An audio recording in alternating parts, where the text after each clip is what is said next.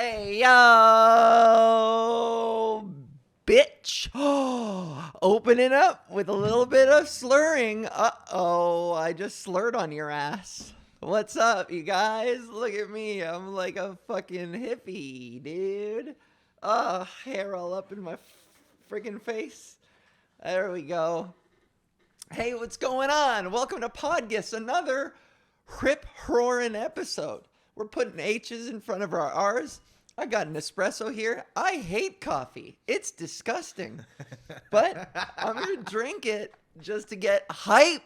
Get aboard the hype machine, dog. I got my producer here, Musa.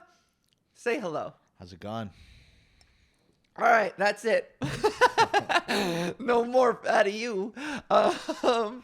We are here in Santo Domino, California, and we got a nice view of the ocean. As you know, we take this podcast to Santo Domingo, California, and is that even a place in California? I don't know if it's in California, but Santo Domingo's a place. Well, you know, we just closed our eyes and threw a dart against the map, and we went to Santo Domingo, and I have no idea where we are, but I know there's a beautiful ocean view here.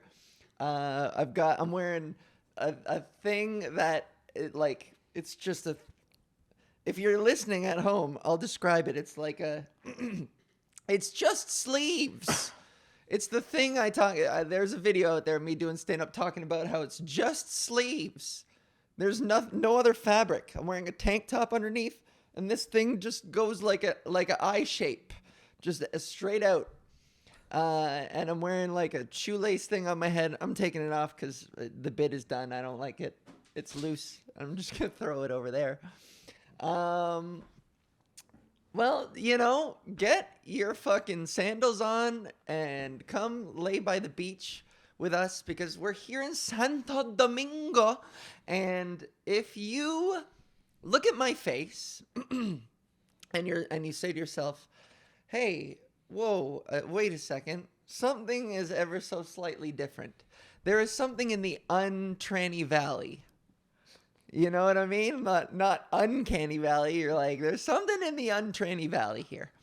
Well, yours truly got botox done yesterday. I saw you talking about this on your Instagram. Okay. Yeah. So here's the story. About a month ago, somebody referred to me to this clinic that is doing, they want to promote. They want to offer more gender affirming services. Botox and fillers and stuff that like shape the masculine face to become more feminine. And they picked me. They reached out to me. They were like, do you want to model for us? We'll give you free whatever you want, as long as you agree to like let us photograph and videotape you through the whole process. And I was like, you know me, I'm such a fucking attention whoring slut bag that I was like, yes, please. I'll use this to promote everything. Every time they inject something, I'll be like, Podgis, make sure you watch Podgis, you know, or they're going to be so annoyed with me every time. I'm going to be like, they fucking put lip fillers in and I can't stop moving. I'm like, this is going to look really good on Podgis, you know? So I got Botox done. I'm going to go in to get more. They said, like, we can take it in steps, see how I'm taking to things, if I like them or not, you know, what I'm comfortable with. They're very cool. It's called Spa Medica. If you're in Toronto, it's on Yonge, just north of Bloor, I'm pretty sure. Yes. I think they have a couple locations. Yeah? Yeah, I've seen them. I think I've seen them in like downtown and around the financial district. Okay. Yeah. It was a very nice clinic, and the staff was just so cool. And of course, I mean, don't expect it to be free. Suckers. I'm the one who got it for free, idiots. You should be more, I don't know, charismatic. Maybe somebody will give you some shit for free. No, that was so cocky. No, I like fell ass backwards into this opportunity. And I understand there's like a stigmatism against people who get this done. I understand that, you know, a lot of people, including some members of my family, voiced concerns and said it's a slippery slope. You don't want to. You want to be careful about this. You're perfect the way you are. Of course, very affirmative, beautiful sentiments, and I'm totally on board with that. But it's free, and if anything, you bitch is a fucking sucker for a deal. Okay, and that's why I shop at No Frills. And that's why I ask my friends for hand-me-downs. And that's why I mooch all my friends. I think I'm a bit worried I'm the biggest mooch in my friend group. Every group has a mooch, and I think I am the mooch. I feel like everybody has that worry, though. Yeah. Yeah. Yeah. 100%. Yeah, because I always have this, like, ledger in my head. Whenever somebody, like, buys me lunch or something, I'm like, okay, that was like $32. I owe them $16. I'm gonna make sure that I get them something that costs like $20 to make sure that I'm covered and I'm good. And I got to do that soon so they don't simmer in this. Wait, so instead of going, I'm gonna pay them back, you go, I gotta one up this person? Yeah. Oh wow. By a little bit though. Okay. Because I'm still cheap as fuck. Just only a little bit I gotta outdo them. Just enough to be like, the debt is paid, and they know the debt is paid. If they're like counting, if they're pinching pennies and they're counting like nickels and dimes, then they know the debt is paid. But I haven't overdone it so much that they feel like we've started this stupid fucking chain of like trying to one up each other anymore. Yeah. You know? Yeah, the one upping can get to be a lot after a while. Yeah. Yeah. Which is why I don't, like, this is another cheap moochy thing of me. I just don't buy anyone in my life presents. I just don't. I'm a shit gift giver. Yeah. My gift is my company and my presence and my attention and my love. I like to think all of those count for something. But then I look in their faces every birthday and they're like... And I'm like, you're welcome. I'm here. You know, it just doesn't track. It just doesn't fucking feel right. No, I feel the same way. I mean, I always try and be like, oh, let me get food or whatever. Like, oh, let's go to a restaurant. I'll foot the bill. Gifts I'm not good at. And I would give gifts if I had a better sense of what to give people. Yeah, right? You know what I mean? But it's always so hard. It's like, well, you get somebody a gift card, and that's like, all right, you might as well just give them cold hard cash. Yeah. When you give somebody cold hard cash, unless they're a kid, you seem like kind of an asshole. Totally. But at that point, it leaves you to like, okay, a nice meal or something, you know. Yeah. Meal and some alcohol or whatever. And... Sure. See, gift cards are odd like that because it's like, I guess it's a gesture that's like, I put more thought into this than just giving you cash, because if cash feels like a thoughtless thing, even though cash is universal, you know? Right, yeah. But if that's the case, gift giving is fucking weird that way. Like, I think people expect a certain amount of effort that indicates how much they're thinking about you. Right, yeah. You know what I mean? Yeah, but I think cash is good for like family members. Yeah. I've given both my grandma and my dad cash as gifts before. Yeah. And they were like, okay, this is nicer than you getting me something I'm not going to use or something I'm not going to wear. Yeah. But it's like, for somebody else, like if I gave you cash as like a birthday gift, that'd be very impersonal. You know? It would be a professional decision. It would still fall within the parameters of our very professional relationship. Yeah, like if I gave you an envelope with like $400 cash, you'd be like, oh, okay, now what do I have to get you? Yeah, that would be weird. I was like, do you want me to hide drugs in my ass or something like that? Do you need me to take something somewhere? Yeah. Does anybody need to be gone or? Yeah, like this makes me wonder. Should I, like, at around Christmas time, should I be buying you and the other people on our team fucking Christmas cards?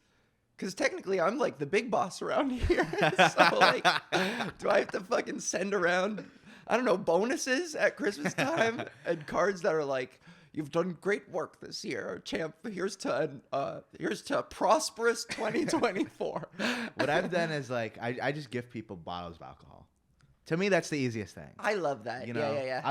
I'll whenever I go to Danton's place, I'll give him a nice bottle of wine. Mm-hmm. Whenever, like, certain people I know, they like certain things, I'll be like, okay, you like gin, I'll get you a nice bottle of gin, that sort of thing. But yeah, alcohol I feel like is the easiest thing, especially in like professional I agree. relationships. I agree. Or now weed. A lot of people like weed. Weed too. Yeah. Yeah. Some people are like California sober and don't drink but just smoke. Yeah. California sober. I've never Isn't heard that what they call before. that? I've heard a couple people say that before. Yeah? Yeah. That's cool.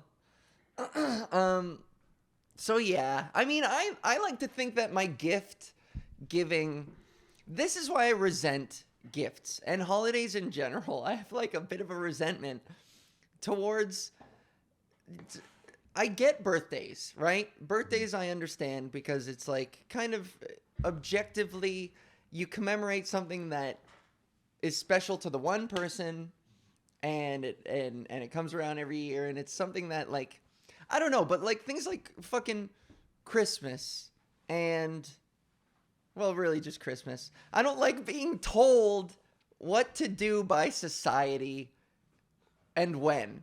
Like Christmas, I've probably ranted about this before, but Christmas can fucking blow me. It's a shitty holiday where everybody walks around going like, aren't we all so happy? Look at us. Look at the joy all around. You hear the songs where they're like, and children are smiling in the street, Yeah. and everyone's going around doffing their hats, and you're like, what fucking utopia are you in a coma right now, and you're imagining some magical land where everyone treats each other kindly? People don't stop being assholes for December. That doesn't happen. If anything, they turn it up even more because you go to the shopping mall and everybody's angry because it took them 15 minutes to fucking park and they're stressed because it's December 23rd and they have this list of 25 people and the lines are everywhere and everybody's mad and hungry. So like Christmas can suck it. Nobody's happy. Yeah. And yet you hear all these lies of songs that are like, the joy is in the air and everyone's hugging each other. You're like, fuck off. And then, you know, you have all these people that you have to buy presents for. And it's more stress than it's worth when you could just sit down with friends and nobody buys each other gifts and you have a good hang. Just one cool party with company that you love. Right. And boom, we're done. That's our gift for each other is our time. Yeah. Time is the most precious fucking gift of all. Right. Boom. That's how mad I am about it. No, I totally agree Christmas is bullshit. Because everything leading up to Christmas, especially in the West, is like Thanksgiving and Labor Day and all this stuff of like consuming. Uh-huh. And so you're building up. And I was actually talking to somebody about this. I feel like Ramzan is better than Christmas because it's like you have to humble yourself and you're like tired because you're not eating. And then Eid comes along and you're having a big feast with your family and you're handing out cash to everybody. And it's like, oh, wow, this is a good month. Huh. I'm glad we all got together. And so it's like, actually, it's what Christmas is supposed to be in that, like, okay, we're all together. Everything's good. Yeah, all right. Because it's like you have to humble yourself before and you have to suffer to get to that point. Huh. You know? I never thought about it that way. Yeah? That's interesting. Yeah, I guess growing up in it, I never really... Humbling yourself beforehand. See, this is the thing. I've never heard it framed that way. Right. Because I always thought that it was just silly to deprive yourself or to what's the word for it? When you don't eat. Malnourished. Become starve yourself. Starve yourself when you famine yourself. What is it called? Become famished. No, the word when you fasting. Oh, Oh, yeah. Yeah. Well, okay. The origin of that was like, so I don't know actually the story of why it came along, but the whole idea of it is like, okay, some people actually they don't have enough food. They have to fast. Uh-huh. And so even the richest people, to humble themselves, have to be like, okay, Oh. I have to do this. And then it's like in the month, it's encouraged like, okay, yeah, everybody sins a little bit, but tone it down, give to charity more, all that kind of stuff. Okay. Like in Islam, like you have to give a certain % of your money to charity. Yeah. And I'm pretty sure that's when people start to hand that stuff out. That's when most people start Shit. to... Mad respect to my Muslim friends. That's pretty cool.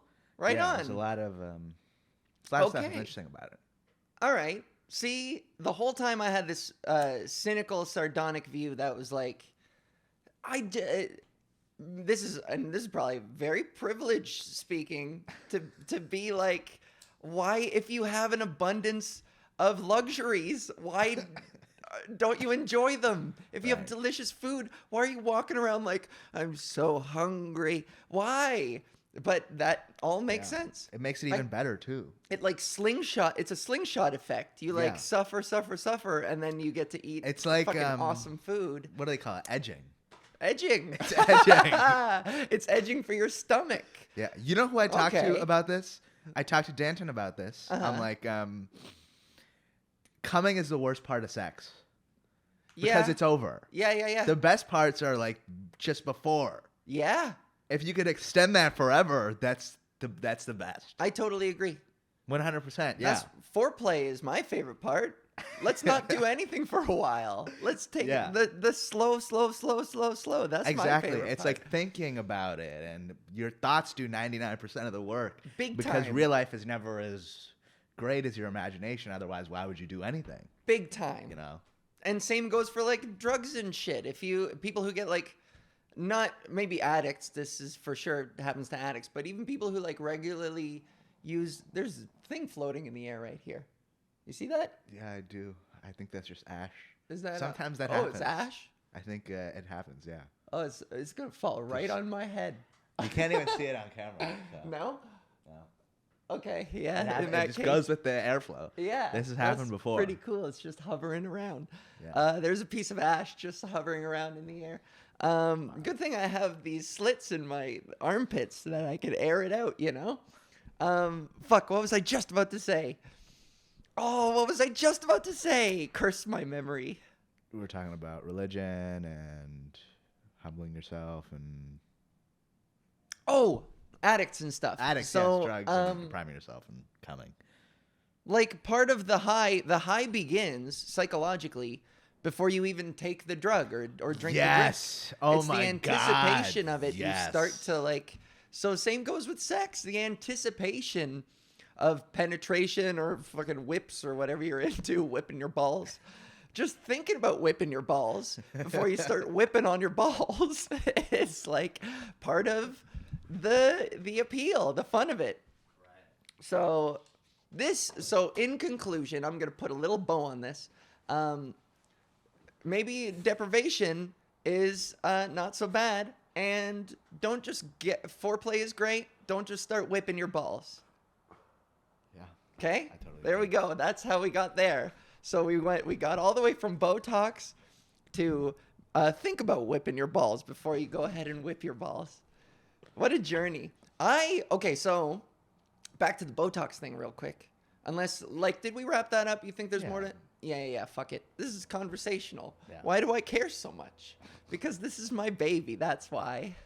I just had a little conversation with myself there. Why do I care so much? Because this is my precious do.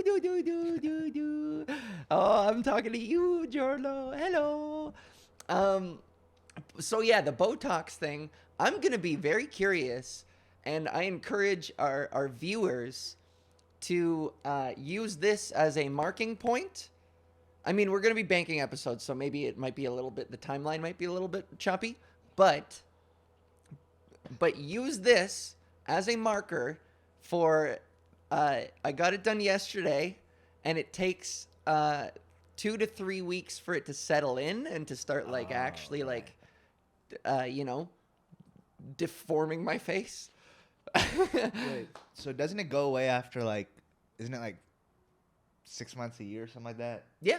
Okay. So there's no downsides to it. The more I talked about it, the more it just dissolves, and then your face goes back to what it was before. I feel like the stuff you have to worry about is like implants. The stuff where it's like it doesn't go away on its own, and if you want to get it out, you got to have another surgery. Yeah. I'm curious about this. I don't know enough about this, so who pays for okay, if somebody wants to transition, who pays for the hormones and stuff like that? Is it insurance companies? Do you have It's to go out of partially pocket? subsidized. I don't have Okay. to pay much here in Canada Right. for my hormones. And I don't, honestly, I should probably, this is just how silly I am with money in general and staying on top of stuff. Every once in a while, most of the time, they hand me my prescription over the counter and they go, here you go. And then they walk away. And I'm like, well, oh, all right. And it feels like I'm stealing. I walk out, even though this is Canada, you know? No, I know, But then right? every once in a while, so that I get used to it, and then every once in a while they'll hand me my prescription and then type in the register and they'll go, that'll be this much. And I'll be like, but it was free the last like 4 times, you know? It's like, it's that, conditioning. It's that type of conditioning where you like randomize every time the money pops up, so like you never get used to it. The money, it's every once in a while they charge me, but it's really not much. It's pretty awesome. Wow, interesting. But they draw the line at like cosmetic stuff. So if you can somehow, I think breast augmentation doesn't include this, but facial feminization surgery, if you can reasonably argue that whatever procedures you're getting done or whatever medications you're getting are to affirm your gender and like not vanity, Right. because sometimes they like come right up against each other, Right. Yeah. then it's covered. Interesting. Yeah, So you got to argue with the government. yeah, kind of. Wow. You have to plead a case. Oh, Yeah. wow. What an interesting thing to have to take on. Yeah, right. Wow. Which Wait, is so can why you- it's so interesting seeing some people post a thing where they get giant double J jugs and they're like, finally, I'm the person I always imagined myself to be. And you're like, you always imagined yourself to be a fucking Looney Tunes character? That's mean. But like, this is the thing, you have to Kinda funny. take people, well, see, that's what always goes on in my head is like, take people at their word. Always take people at their word. So when somebody gets like giant double J jugs and they're like, finally, I'm at home in my body, you have to grit your teeth and go, congratulations, I guess. Even though it's like, your arms are jacked because you're holding those things up with your hands at all times. You know? I feel like you can do both. You can take people at their word, and you can also take the piss out of them. Okay, yeah. You know? Yeah, Because see? if you don't take the piss out of them, then the people aren't people. Yeah, You know? good point. Yes. I've heard this I've heard this argument especially about disabled people. Mm-hmm. People are like, oh, you shouldn't joke about disabled people, and it's like, well, they're people, and everybody needs 100%. You know? And I would selfishly like about trans people. I honestly think that it's funny whenever people like make an Adam's apple joke. Like, oh, fucking whatever. I have one. You know? Yeah. That's why I was conflicted about that Chappelle special, honestly. Or I guess which like one? all 5 of them when he Yeah, I was fucking gonna- went I was gonna after say. trans people, all 5. And like I was conflicted because some of the stuff, this is the thing. I felt honestly a little bit similarly with Bill Burr's Walk Your Way Out, where it was like, it was maybe, you know, a handful of jokes that were like, that's a bit mean. It crosses over into mean-spiritedness, but there's also the quantity factor where Bill Burr's Walk Your Way Out special was so much about fat people. It was like fucking half an hour about it, to the point where towards the end of all of his rantings, it was like, man, all right, leave them alone. It's okay to like take a jab at anyone to humanize them, but when you have a half an hour on handicapped people, then it's like, what's your deal? You know? Yeah, but okay, I see what you're saying, but who's how many? I don't know how many comics at that level are making jokes about fat people. I feel like Bill Burr is the only one at that level. So when A lot of fat comics make those jokes about fat people. right, okay, I see what, but there's a difference between a fat comic making a joke about fat people and a skinny person making a joke about fat people. It has And more that's- bite if it comes from the outside. Yes. I don't mean it has more bite, but it has more effect on like, okay, yeah, fat people are people too. Because we had this conversation about how people attach their identity to their weight, and I think part of that is like treating fat people as if they're suffering from something they can't control. You know what I mean? 'Cause Yeah. everybody kind of. I mean, of course, there's like, oh, some people with thyroid issues, but But this is also the thing. Like, then we got to go by a case-by-case basis, because there is a distinct line between humanizing somebody with humor and dehumanizing them with it, to the point where like and I think sometimes maybe it is a quantity issue. If you just keep hammering away at this one quality that this person has, then you're reducing them to the one thing, thereby dehumanizing them. You're taking out all the diversity that makes all of us individuals. Right. Isn't like 33% of the American population obese?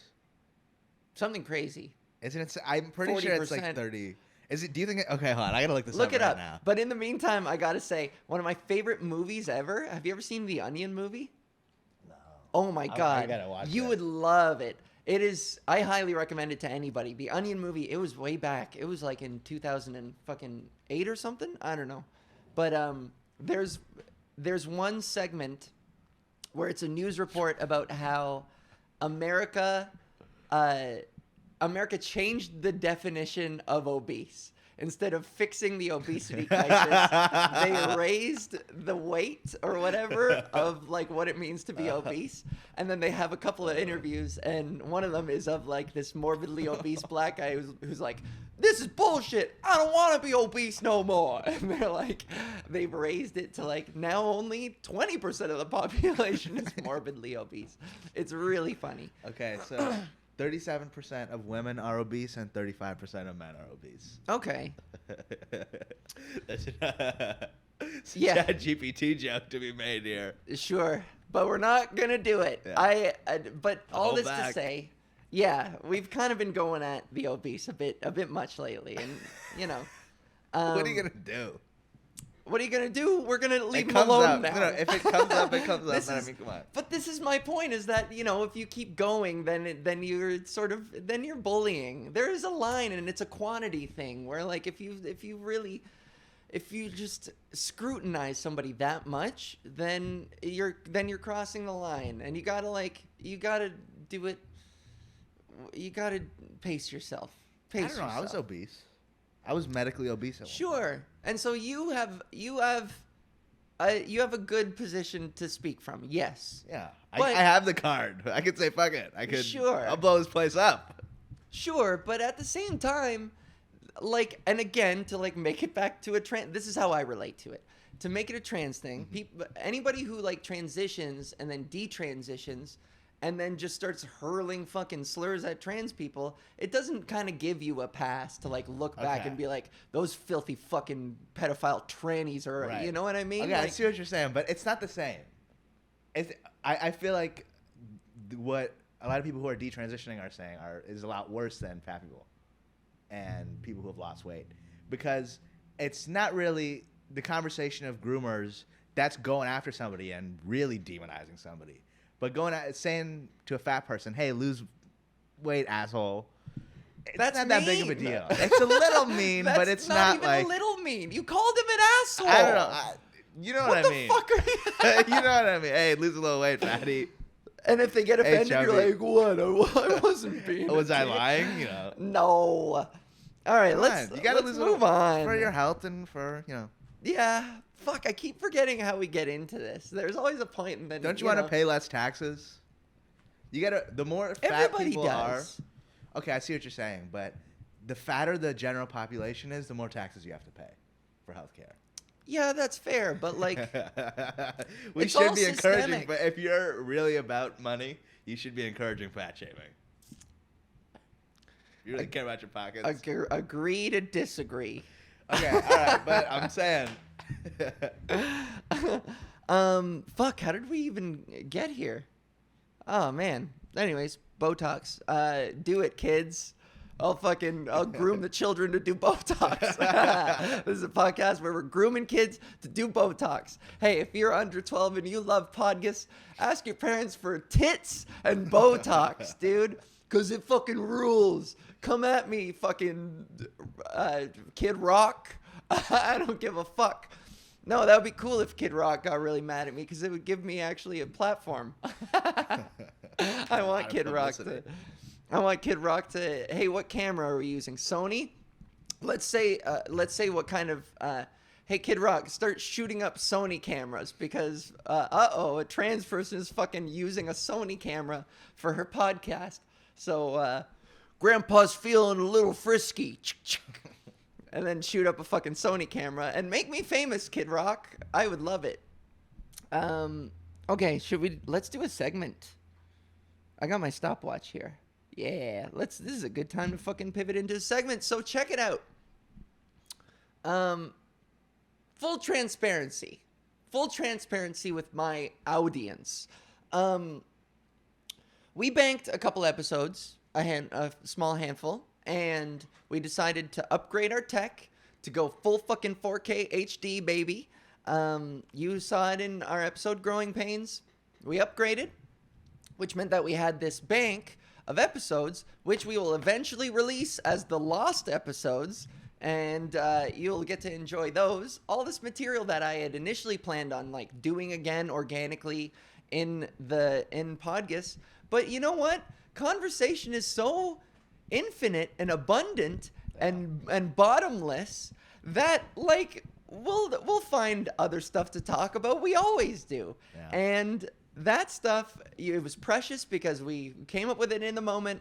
And so you're going to get to enjoy that eventually once we have a structure in place and once we can launch a Patreon with a lot of stuff for you guys. So I'm telling you about that now in advance.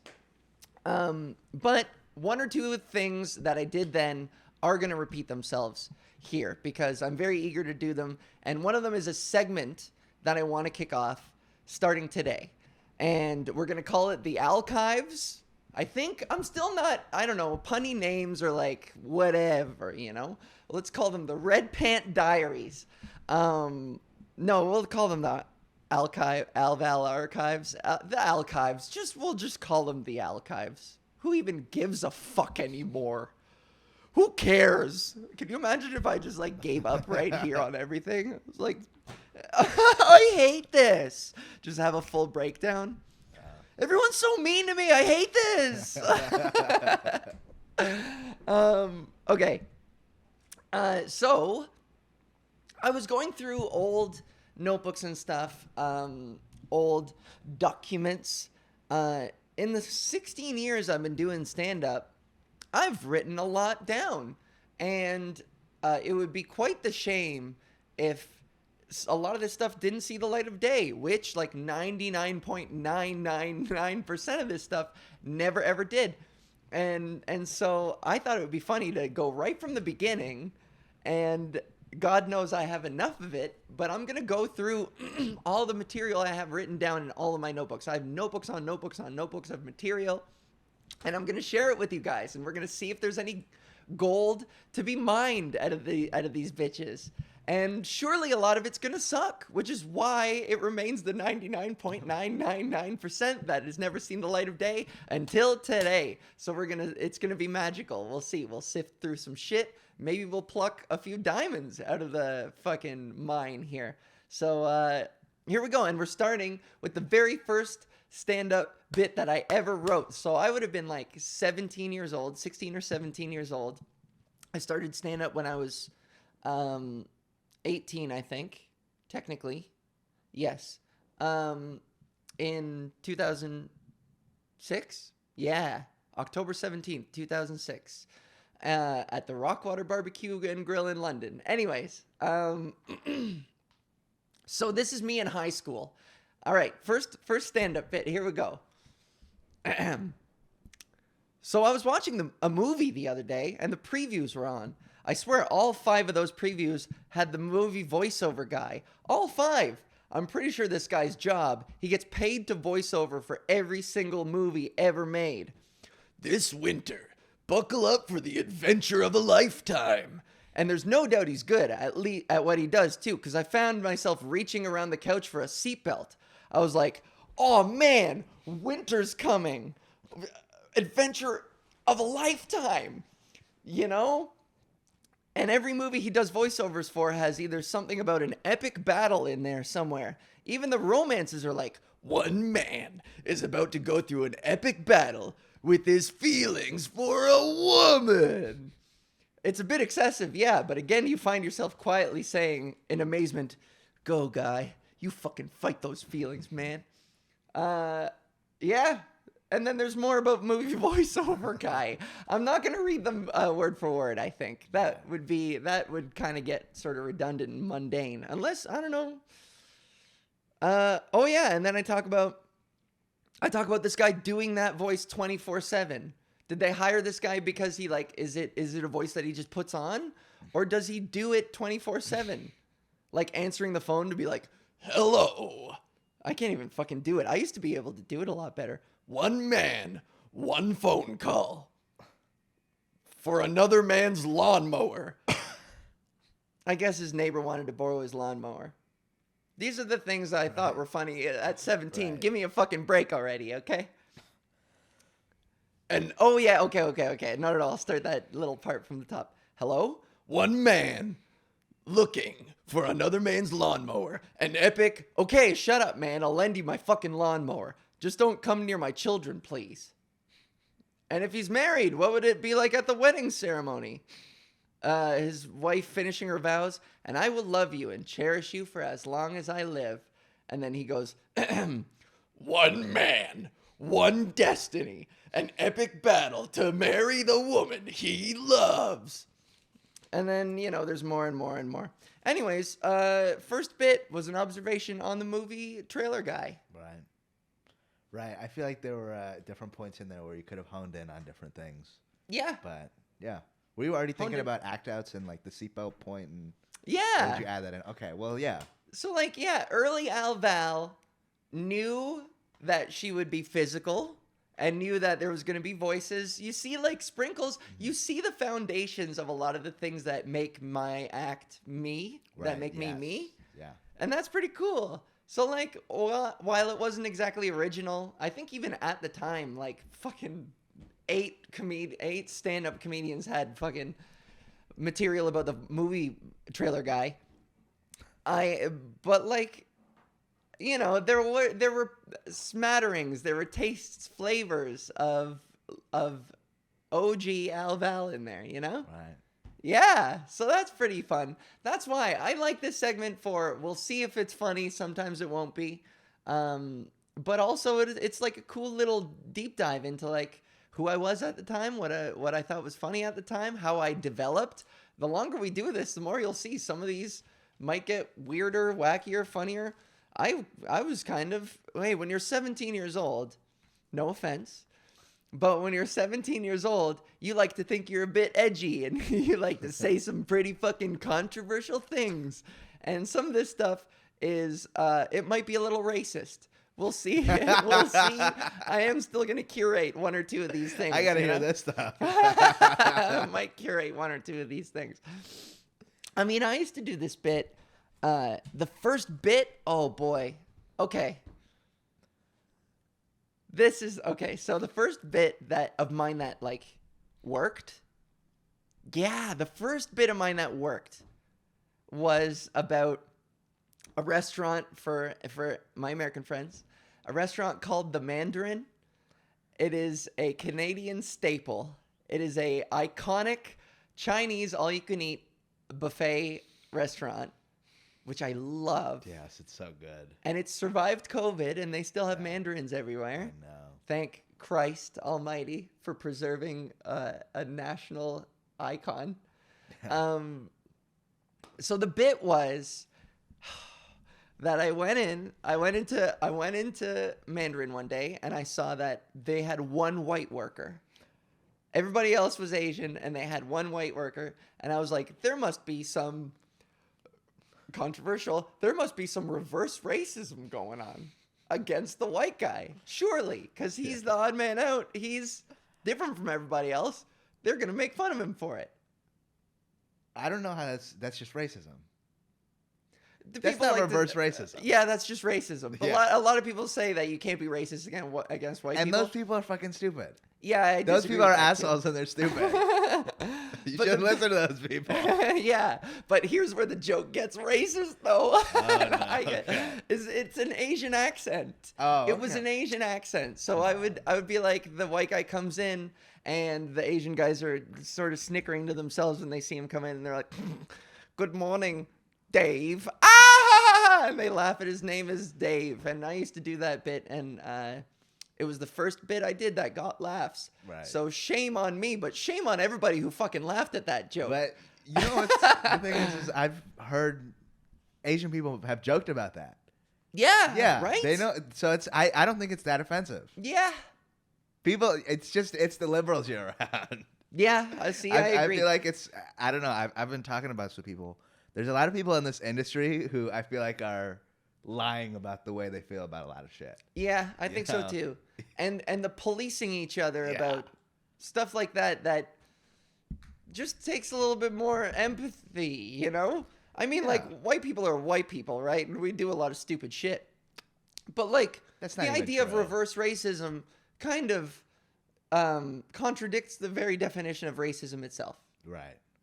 in my opinion. I don't even know about that whole thing of like, oh, white people are stupid. That's not even that true. It's just fun to make fun of people. It is. And for a lot of minorities, white people are the easiest people to go to. Sure. And white people are so guilty that they just buy into all the jokes. Yeah. And so it's like, you know. And there's a power dynamic in there. Like, white people in North America have it pretty good. So, like, you But know, so does everybody else, You're 'cause- punching up at them. Everybody, so do a lot of people. But, like, I don't know. I do believe that fucking white privilege exists. Of course it does. I feel like I have it really easy in a lot of ways, and I'm willing to totally acknowledge that. Okay. And so take shots at me for being white because, like, in the grand scheme of things, it's easier for me. What, I have to Right. suffer some you can't dance jokes? They're right, I can't dance. Right. Fucking whatever, man. Okay, this is just my thing. I feel like everybody has their reason that they blame for bad shit happening to them. Uh-huh. And for some people, it's racism. For some people, it's you know, oh, God just said this. Oh, God hates me, or Yeah. life sucks, or you know, Sure. it's everybody has their thing. And some people go to racism, and a lot of the time, based on my experience in North America and a lot of people I know, Uh-huh. it's kind of untrue. Because if you're smart and you're willing to work hard, there's nothing that's going to hold you back from becoming successful, especially in North America. You can Yeah. say, you know, there's privilege for being alive in the West, and I totally agree with that, because somebody who was born here and somebody who was born in, you know, Thailand obviously has different opportunities, but I feel like everybody here is kind of on the same playing field. In terms of, I don't like, know. you know, if you're smart and everybody who's smart and hardworking can make a living for themselves, Yes. you know? But, you know, we also have to sort of dissect the systems we have in place that sort of give white people a head start on all that stuff. Because historically, it's the residuals of history. Well, they've been here longer. We've been here longer? White Yeah, people well, have yeah. been here longer, and they've been free longer, and they're in the way it is now, and you know, and, Yeah, and you know, we could get into the conversation about slavery, but I mean, isn't it true that this stuff has happened everywhere? And it's like, okay, yes, but the only solution is time. I feel like. I hope so. Well, time, and also things aren't just going to solve themselves. So I do agree. I do think that it's like healthy to speak out against whatever prejudices you think exist out there. I guess. And I'm being perfectly reasonable, I think. I'm not being like a bleeding heart liberal for saying Right. like things aren't just going to solve themselves, and we need people to step up and be like, "Yo, this is broken," and it's hard for us to come up because we're not Right. getting the same fucking fair chance as everybody else does. I think that's different than when people complain about it when they're like complaining about it selfishly. That's what I'm talking about. I'm talking about when people are like, "Oh, racism hurt me because who was the comedian on Netflix who was like, "Oh, Dave Chappelle and Ellen made $60 million. I only made $2 million." Do you remember who this was? Oh, I don't know. It was like No? Monique. Okay. She was like, "Oh, I only made $2 million from Netflix, and Ellen and all these other comics got paid $60 million." And she was saying because of racism? And yeah, racism and She was saying that sexism. seriously, like not ironically? No, it was not ironic. She was like, Oh. "Oh, I only made $2 million." And so I was like, "Come on, get the fuck out Yeah, of here." see, stuff like that Yeah. is very uninsightful. She clearly doesn't know how like fucking popularity works. Yeah. Yeah, you know, so I agree with that. Right. And I think that's more common than people like to acknowledge. Yeah, Because you're the asshole when you point that out. yeah, that's true. That's the issue. Yeah. And especially, this is the other thing. I think it's harder this is where it's hard to be white.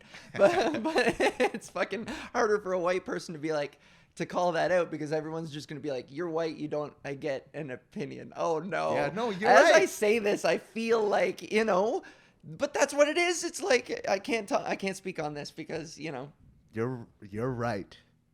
People aren't willing. I don't know, especially in this industry, people are like, you have to have this one opinion. Mm-hmm. Like, I don't know, we spoke about how I have some family that supports Trump, and Yeah. they're immigrants and children of immigrants, and part of it for them is like, you don't think we can have our own opinions, huh? Well, now we're going to have our own opinions. See how Right. you like it now. Yeah. Yeah. And, God bless your family that likes Right. Trump, but Right. I don't know. I'm saying it's like that specific belief. It's like, that's one thing. But the whole perspective of like, oh, the, like trying to push this ideology onto people because of their identity. That's more racist than, yeah, sure. any certain beliefs that you could have about people. You are stereotyping Exactly. basically by doing that. Yeah. No, that's fair. I feel like it's casting at that point. It's like you need to act this way from now on. Yeah. Rather than you've been acting this way. Sure. Yeah. That's more harmful in my opinion. Maybe I'm wrong. But. True. Yeah. Mm-hmm. But at the same time, you can kind of yeah, no, that's true. Instead of like painting with a broad brush, but there's also, on the other hand, I think you should be allowed to like ask those people, be like, don't you see that this is kind of against Trump hates you, That's like fucking trans people voting for the goddamn Republican Party. What are you doing? Okay, they hate you. I see what you're saying, but Trump, his influence on the economy, that benefited my family a little bit. Okay. So they're like, okay, well, he says certain things and he's portrayed the right way and he doesn't know how to say certain things, but his foreign policy isn't necessarily the best when it comes to, Muslim immigrants, but sure, it works with the state of America and things need to change before his policy can, be properly implemented, because his policy works in a different world. Yeah, if he didn't put his foot in his mouth so often. Yeah, maybe. exactly. But like, I do get that typically it seems like conservatives are more fiscal. Yeah. And liberals are more social justice and that kind of thing. Yeah. And there seems to be some kind of you can't have it both ways. No, you really can't. I understand people. I understand maybe I understand the thought process behind making a choice where it's like, well, I want to thrive and make money and I want the economy to be strong. Yeah. So whatever. And by the way, for all my listeners out there, I don't know what the fuck I'm talking about. And I feel like I need to put that disclaimer in there. You're dead on. I am not a political scientist. I'm an idiot voter like most of you are. So please take my opinions with a grain of salt.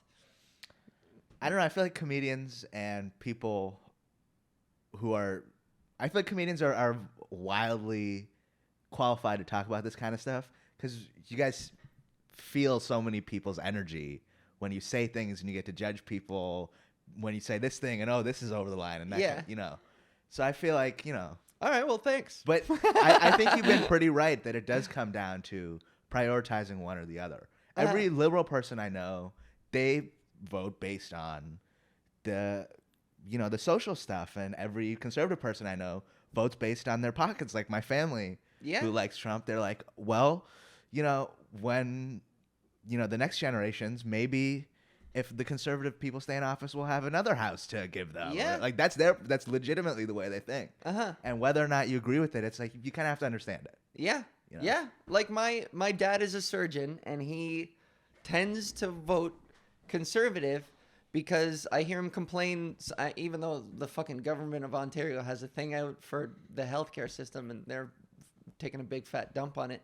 But typically, a liberal government is not kind to people in my dad's tax bracket. Oh yeah. And they tend to be really hard on doctors and make their jobs a lot harder, according to my father. So like, I can understand why he, in defense of his work and what he does, that's why he votes conservative. But also, conservatives hate people like me. So I can't.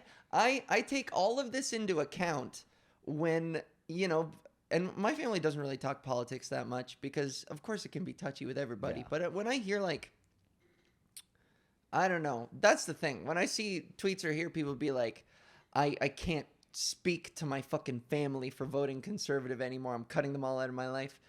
That feels dramatic to me. Yeah. Because I see my dad sort of making decisions in his own best interest. And the better financially my dad does, the more money I get when he dies. I was about to bring that up. I was like, hey, he's kind of thinking about you too, Yeah. So kind of in a roundabout way, I should vote conservative for my dad.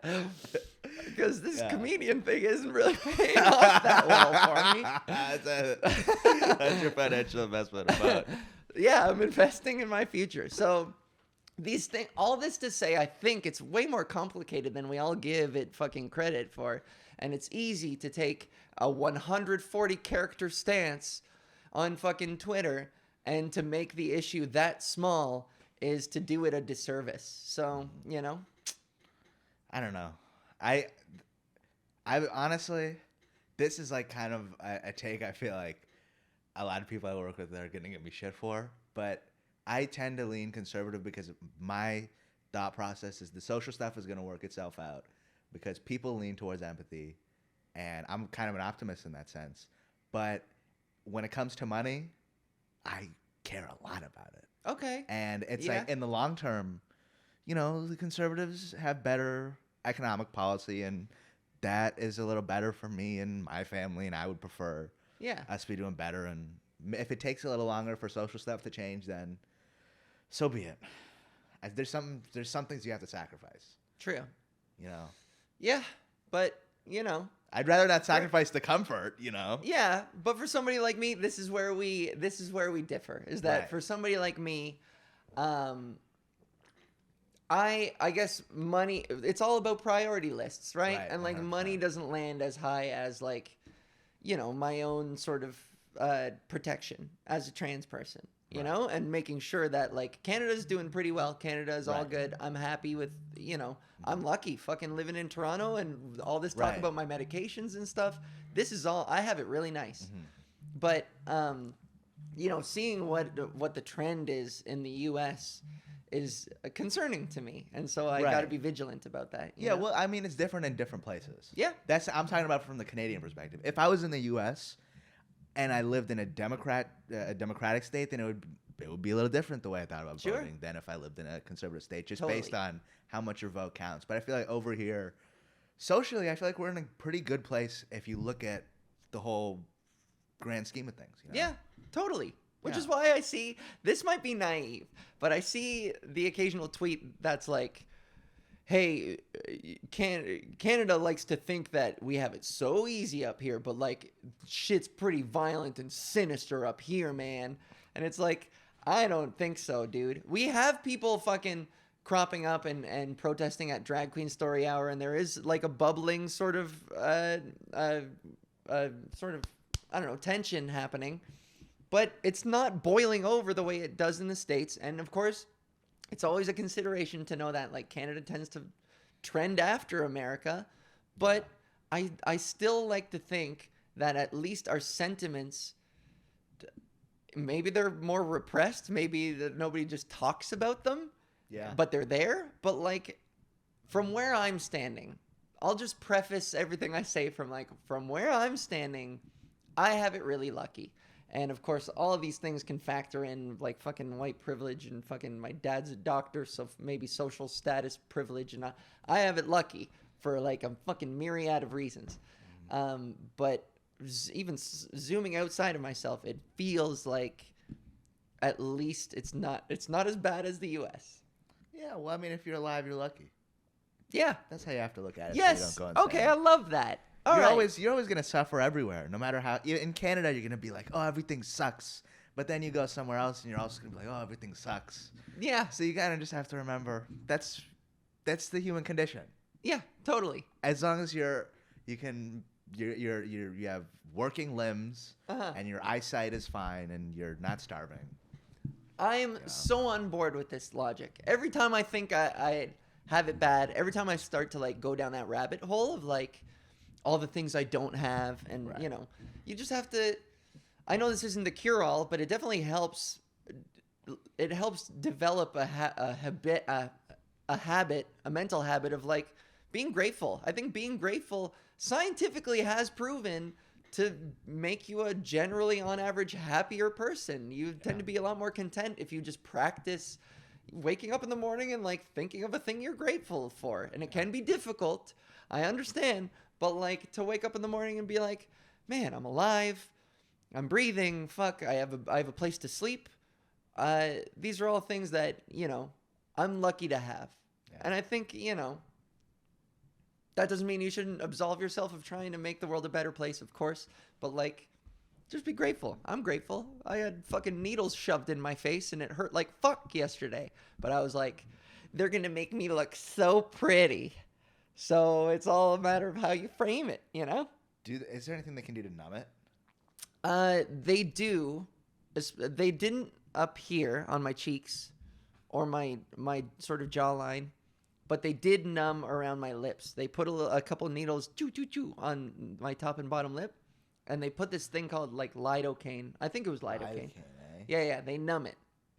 Isn't that what they put for like dental surgery? Yeah.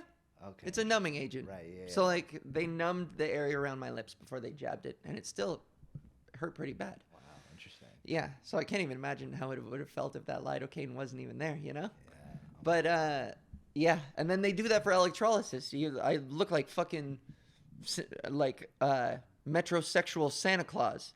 I put the cream all over my face like a goatee, and I look like metrosexual Santa Claus for like a half hour for it to kick in. And then finally we take it off, and then they stick needles in my face over and over and over and over again, and it still hurts like fuck. So like without that lidocaine, so I'm grateful for lidocaine, man. God, it fucking rocks to be here in the 21st century, you know? Yeah. Let's move on to, oh man, we didn't like cover any of the shit. None of the shit I had. It was a great conversation, though. Yeah. I'm enjoying it, man. Yeah. I'm grateful for fucking Podgis, dude. Thank you for listening. Thanks for tuning in. We're not done yet. I just wanted to say thanks. Take a little opportunity to thank ya. Thanks for listening, dude. Okay, there was so much shit I wanted to talk about, but this is, you know, the botox thing was top of my mind, and this I saw today. This is fresh, but on Twitter, I saw. Okay, and I was thinking about this. This is more trans-related material, but I saw. On Twitter, they call them GCs, gender conformists. I'm pretty sure that's what it stands for.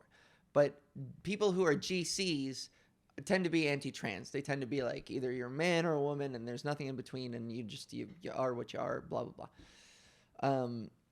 And so there's this battle always constantly between these two, you know? Right.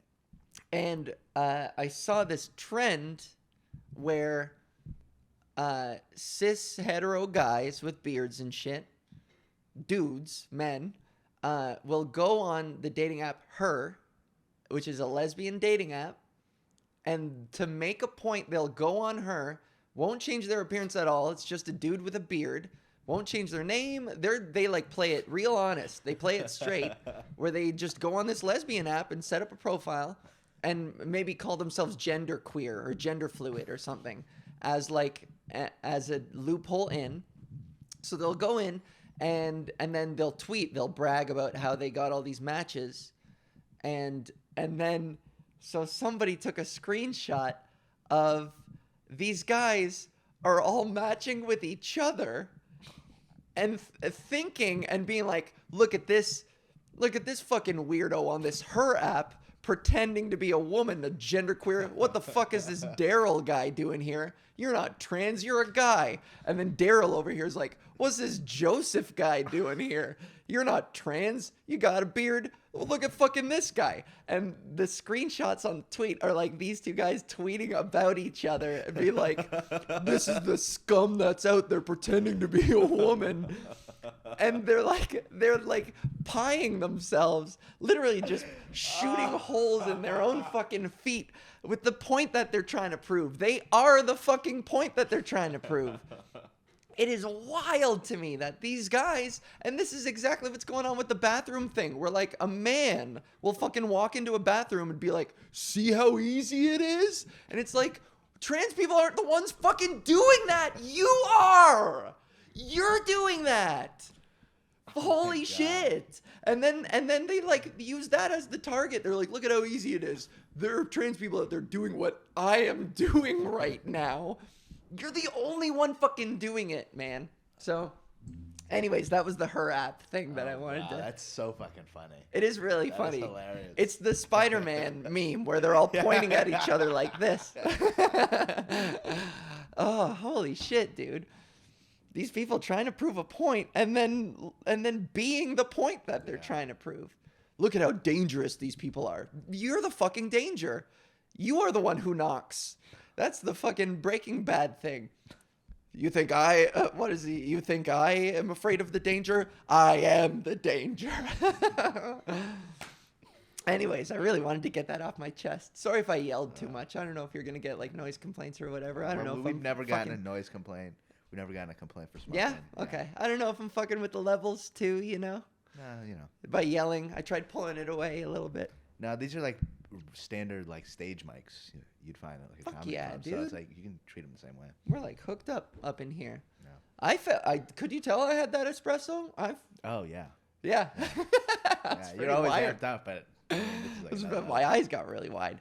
I was really wired. I got to start feeding you espresso. Yeah, I think so. It makes for a more exciting episode. I don't know that the other ones weren't, but I wanted to ask you, should I have liquor ready? Would you have a drink if I had it around?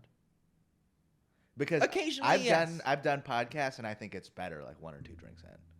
Occasionally, yeah. Okay. Yeah, occasionally. I don't want to make a habit of it. Okay, yeah, of course. Yeah. All right. Okay. Yeah. It might work better if like we do it later in the day. That's always like my schedule is a little flexible, so we could do like 5-6 p.m. But okay. Yeah.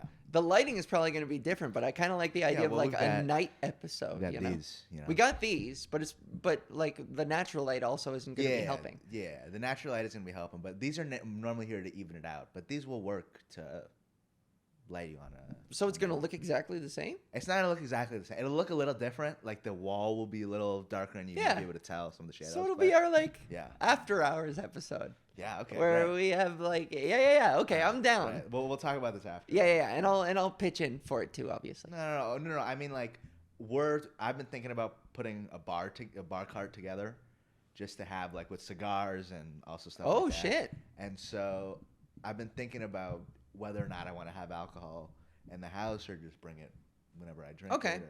Also, I don't know. Does YouTube have rules around like you're not allowed to drink? No, drinking is fine. Smoking cigars is fine, but weed isn't. Okay. Yeah. Yeah, I don't smoke weed. Well, you can smoke weed, but you can't say you're smoking weed. Oh. It's just a thing. Like, you can't promote it. Okay. That's the thing. You can do all of it, but you could be like, oh, this is a nice cigarette. Okay. That's even if weird. It looks like a joint. That's so weird, because doesn't Joe Rogan and like there's the Elon Musk thing of him him smoking a blunt. Yeah. I don't know. It's just some people get a pass because, of course, YouTube's like, well, that's a lot of revenue it's going to bring us. There was like 10 million views on that clip. That's probably something like $50,000 YouTube is making off that. They'll change their minds eventually. That's one of the things that time will take care of. Exactly, yeah. Weed is just so harmless and it's so ubiquitous. It's fucking everywhere. So, like, they'll, it amazes me how slow this shit is to, like, come around. That they're like, weed is still this gateway drug to Satan, and you're like, grow up. Yeah, it's just look a matter around of yourself. like more people growing up and voters, starting to understand because they grew up with this stuff. Yeah, you know. Totally. And I think about this politically. This might be like a gross oversimplification, but I think about how I understand that you do want people with experience in office, but at the same time, the trends are, they tend to be that young people vote a certain way and old people vote a certain way. And if old people are the ones in power, preventing the young ones from getting what they want, sometimes it's like, dude, you're going to die soon. You're not even going to inherit the world that you're like imposing on everybody. Right, yeah. Get the fuck out of the way. There should be a limit to like old people, old politicians, because like you're creating a world that you're not in anymore. So Yeah. get out of the way. Go And die somewhere. They're not as sharp either. Did you see this is kind of related. Did you see Trump talking shit about Joe Biden? No. And how you haven't okay. What, like when? He's Recently? like he did an impression of Joe Biden. Did he actually? I swear to God, he did a real impression of Joe Biden. Trump's impressions are so bad they're funny though. But this one was really funny. Yeah? This one was, I'm gonna pull this up right Are we now. gonna cue it up? I don't know if we can play it on screen, but we'll just cut it so we'll tell people like, oh, go watch it or whatever. I don't even know how my hair's been looking this whole time. Ever since I took that band off, you know? The vain part of me is like, I hope I look okay. Okay, hold on. Let me find the clip. Okay, here it is. Check out my red pants. Ah, shit. Okay, so it's Are you gonna hang on? Pause. Are you gonna put it in the thing here? No, I'm gonna cut it out and just tell people to watch it. Once we have everything set up, I'll be able to put this on screen, getting you reacting to it as well. Okay, cool. For president, where am I going? Where the hell am I going? I want to get out. Oh, no, over there, I mean, yeah, that's pretty funny. It's pretty spot on though. If this ushers in a new era of presidential candidates doing if this turns into an SNL style impersonation fest, I'm partially on board with that. Although, man, the last few ever since Trump came around, let's be honest, the American debate process has been like this circus that's very difficult to take your eyes off of. Right. But also at the same time, there's a part of you that looks at it and is like, this is wrong. This is so unprofessional. Okay. They need to get back to what it used to be. As boring as it was, it had this foundation of mutual respect. I still think I disagree. I think that whole TV style thing only really started appealing to people recently. But I think it was still really engaging way before. Since the invention of TV. Like if you look at before JFK, all the presidents were like these boring old men with like that were bald and all that kind of stuff. Yeah. And then JFK came along with this bright smile and all that kind of stuff. And then Reagan and Nixon and all these good talkers. Uh-huh. And then eventually it evolved into Trump. But you look at Obama and Bill Clinton, they were smooth talkers. People were drawn in when they spoke, and Totally it was fair. still engaging to hear them talk about kind of boring stuff to the average person. Yeah. And I have read that like the JFK, was it JFK Nixon? It wouldn't have been.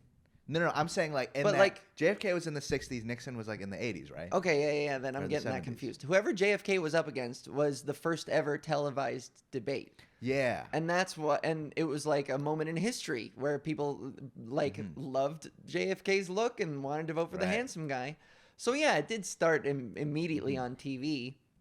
And of course, like Bill Clinton fucking played a saxophone on a thing, and that's famous for like winning people over. Right. And of course, Obama was like really charismatic and really charming versus McCain and Hillary. Mitt Romney. Well, Hillary too. And well, that was the Democrat. I'm talking like the presidential right, debate. yeah. Romney and then McCain. So like it's hard to go up against somebody as charismatic as that. And Trump, like for all of his many flaws that I hate him for, makes for compelling He's so television. Fucking funny. Oh my god. He makes for compelling TV. Yeah. I just also like, maybe it's just the clips I'm seeing of like Obama versus McCain and Obama versus Romney that I'm like, I do kind of wish things would go back to that place of mutual respect. And also, this might be like a bias thing, but I did see some recent clips. I don't know. YouTube showed me this of like McCain was doing like a town hall, and two people both came up separately, and they were like, I can't trust Obama because he's a Muslim. And McCain just basically gently took the mic out of their hands and was like, I'm not going to indulge this. No, Obama is a good man, and we may have our disagreements, but he is a good man, and I will not.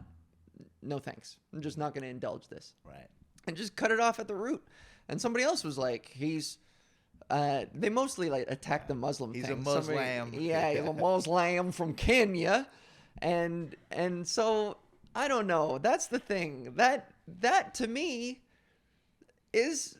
that's integrity. Obviously, there feels like this loss of integrity that I long for once again. But here we are in Canada, where like, I mean, things are kind of changing. Pierre Poilievre has this smug douchiness about him. He did that video of him like having breakfast and being like, Trudeau, Yes. why do these eggs cost so much?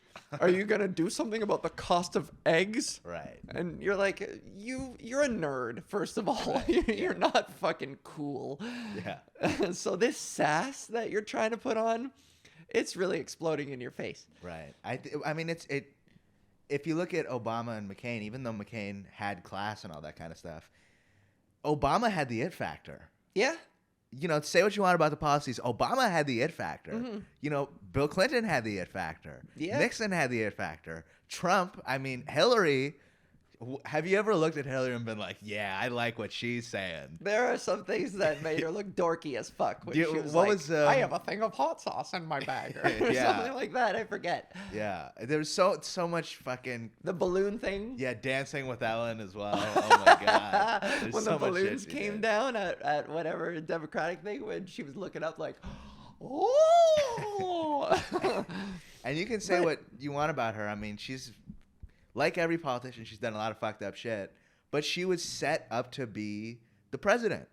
And Trump just said, "Oh, I'm taking the gloves off," and he really went after her Yeah. and really tried to be charismatic. And it wasn't even just her; it was everybody. Even on those Republican debates, he was roasting Marco Rubio, Oh, and yeah. Sleepy Jeb Bush. And, Yeah. you know, This is all his nicknames. yeah. Oh, there's a hilarious video I got to show you after this. It's called Trump Has No Chill. I got to show you this. Yeah? You're going to love it. Okay. It's so fucking funny. But yeah, anyways, this is a real political one. Yeah. Let's end on something. We're at 112. So let's okay. Oh, this is an interesting one. This is another thing that I spotted on Twitter that made me think, oh, we might do like a whole 15 fucking minutes on this. Right. But I saw this thing went viral of, it was recalling this story of, I think it was in Nigeria or something. No, yeah, South Africa. South African. This happened in South Africa. A guy proposed to his wife, to his fiance, I guess to a guy proposed to his girlfriend at a KFC. And there were pictures everywhere, and like the story behind it was that like that's where they met, I guess, and there was like a significance to the KFC, but it's KFC. And so this guy, when he posted it, got eviscerated online, totally bullied, where people were like, this is so fucking stupid and trashy and whatever. He got like viciously bullied.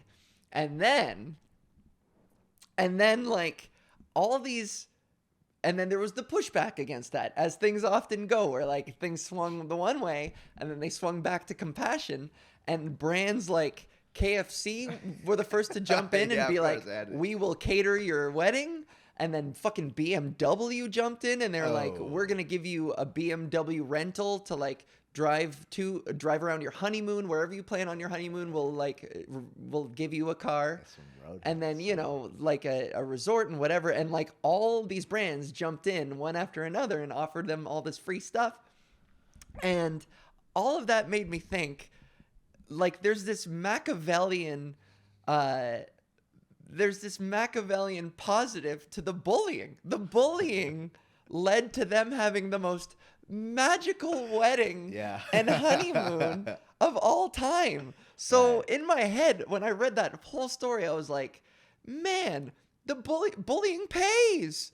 It paid does off. pay. Bullying does pay. Wow. Because these people got bullied, these brands would never have given a flying fuck about them. Right. And still probably obviously don't. They like jumped on the kind of, it's good marketing. And it's a good write-off. Yeah, and it's a beautiful story. But the beautiful story fucking started with bullying. Yeah. And so you look at that and you're like, hey, maybe in some very specific cases, bullying is good. Okay. Well, okay. Well, there's a lot of angles we could take this for.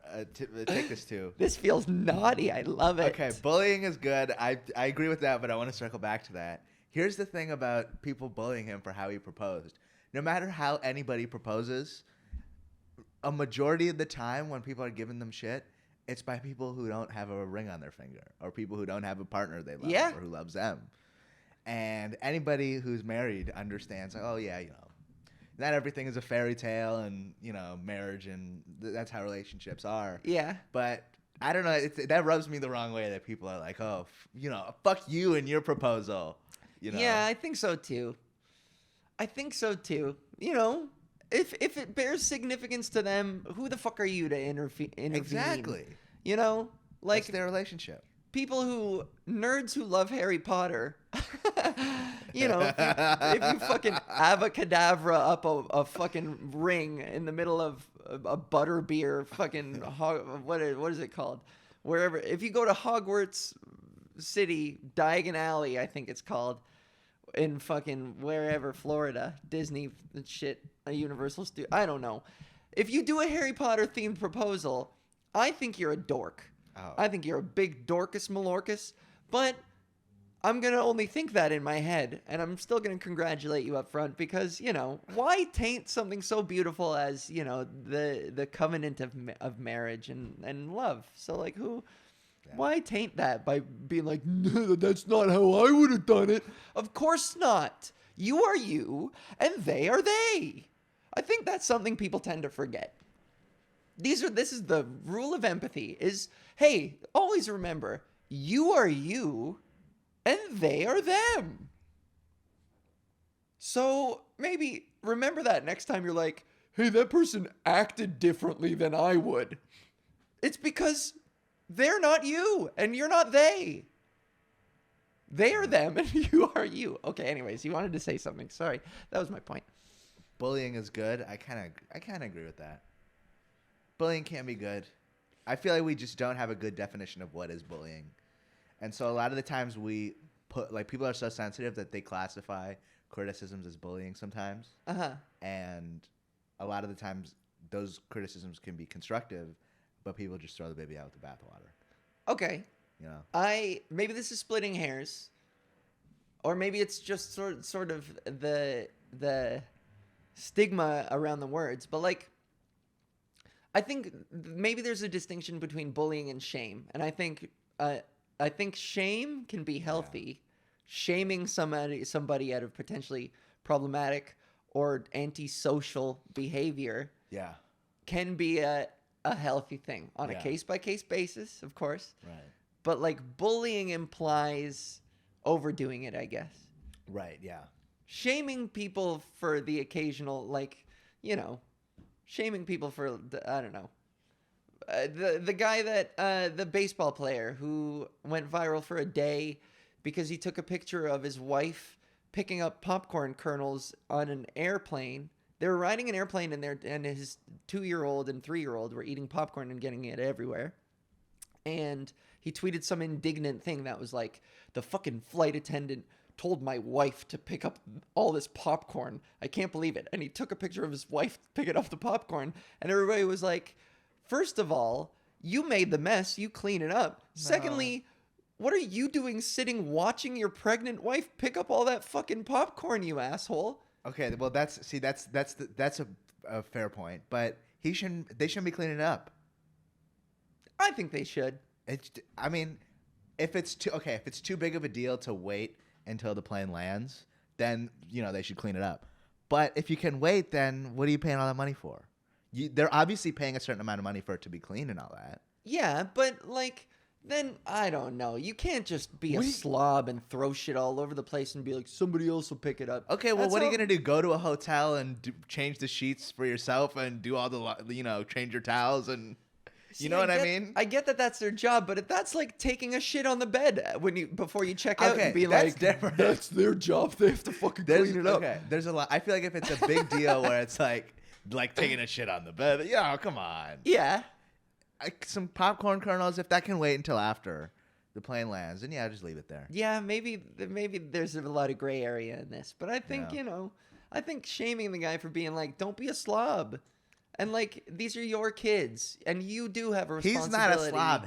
His children are slobs. His children are children, and His they're children slobby need to be bullied. children. His children need to be bullied. We need to we shame need the to kids? bully his children. There we go. So then, in that case, we targeted the wrong person, and we all need to shame the children. 100%. Yeah. Okay. On that note, make sure. Hey, listen. On that note, in conclusion, shame your children. Healthy amount of shame is good. Otherwise, they might grow up to be a comedian. You don't want that to happen. Trust me. Trust me. Trust me.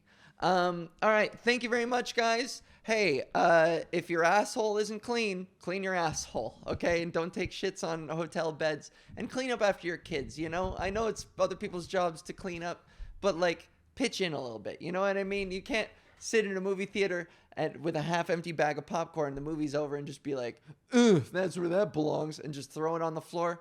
Be a human being with at least some consideration. How about that? Middle ground, okay? All right, thank you very much. Thank you very much for listening to Podgis. Of course, as always, like it, share it, tell people about it, show people my Botoxed up face now. It's all full of fucking plastic and fatty tissue and shit. Please help it be worth it. And if you're listening on audio, thank you for listening on audio. And you too. I appreciate you too. So this has been Podgis. I'm Alval. Thank you. We'll see you next week. Like, share, subscribe, do all the fun stuff, and we'll see you next week. Great. Do you want to do another, while I'm recording, do you want to do another outro for like every single clip that's like, oh, like, share, subscribe, check out the full podcast. Cool. Check out more clips. How many clips are we putting up at the end? I think you can put up 2 where you're like, check out this one or this one. Don't even point on the screen. Just say there will be subscribe on the screen and there will be 2 video links. Okay. Don't even point. So the things you need to hit are like, share, subscribe. Go ahead and make clips if you want. And because just say, I'll explain to you after. This is a really smart thing to do. Make clips if you want and click on the videos for more. Okay. Right. Like, share, subscribe. Okay. Like, share, subscribe, make clips if you want, and click on more video links for more. Okay. Well, hey, what's up? Oh, my... Okay, let me see. We gotta make this quick. Yeah. Let's make it concise. Yeah, okay. Hey, that was neat, wasn't it? If you thought so, give it a like, subscribe to the channel, make clips of it. I would love to see that. Exercise a little creativity, make a little clippy yourself. Go for it. And of course, if you enjoyed that enough to watch some more, here are your options. We got options for you, baby. Check them out.